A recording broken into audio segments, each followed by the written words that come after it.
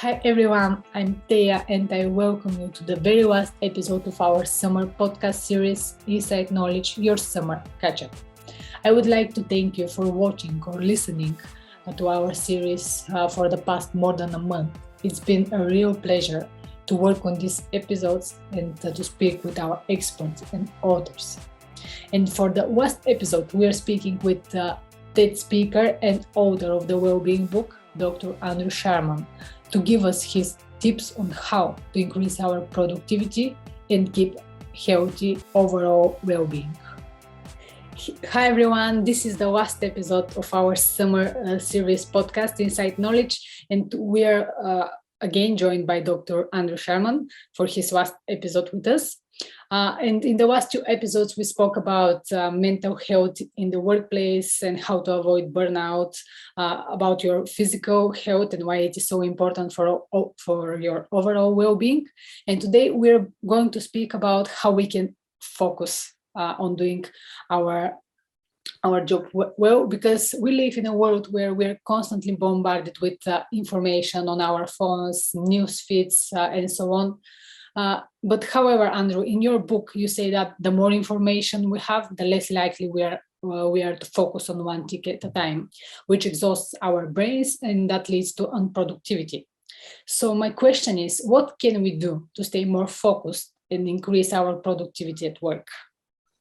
Yeah, in the last session that we had together, we talked about the challenge of finding ways to make time for ourselves. And it really, really is a big issue. One of the biggest concerns that the World Health Organization has right now is dysthemia. That's a sharp, sudden loss of energy and interest in what we're doing. And it's being caused because, thanks to COVID, and perhaps even before that, we're trying to do too much. We're trying to get too much done. We've all felt this tremendous pressure to keep things moving, to keep things running. The antidote to that is to really think about the things that make us feel valuable or help us feel recharged, to help us switch off. I think as well as the pandemic, there's another big issue that we need to talk about. It's the addiction to information that is becoming part of everyday lives. We're all addicted to our mobile devices. We're all addicted to our email inbox. The little hit of hormone that we get when we see another new email coming in or someone has liked our post on social media creates that addiction. And I think the only way to solve that is to physically turn off those input streams and the data that we get. So when I'm working in the office, I turn off my email inbox so that I don't see that little red circle with the number of emails that are coming in. I don't see it, so my subconscious brain doesn't get distracted by it. So I think that's the first thing that we might want to think about. The second is that we're always connected. We're always connected. We've got to literally put the devices down. Instead of carrying our mobile phones around with us like we always need to be on call, we've got to put them somewhere. When I'm driving, for example, I put my phone into the glove box of my car. When I get home after 8 o'clock in the evening, my phone goes into my work bag. And I try to not look at it again unless I have an emergency that I need to deal with. And this frustrates people that are trying to get in touch with me. Say, well, I tried to call you last night. You didn't pick up. Sure, yeah, I'm disconnecting from social media. I'm disconnecting from as much as I can so I can spend some time focusing on what's most important. Another thing I do at the weekends is I take my watch off so that I'm unaware of what time it is. I try to live quite fluidly at the weekends. I have no alarm clock. I wake when I'm ready, and I try to enjoy the time of my day. And then the final tip, I guess, is that we all think we're masters of multitasking, and we're not.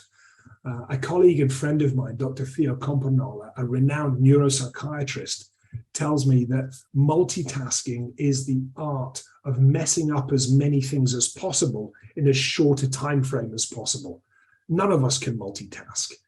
So it's about single tasking, batch tasking, getting our emails done perhaps at the end of the day or at a particular time of the day, focusing on getting admin done all at once rather than letting it get interspersed and interrupting the day. So those are some of the tips that I might suggest for this one. Absolutely. I think we all of us experience that feeling when we've worked long hours all day and at the end of the day, we feel like nothing has been achieved.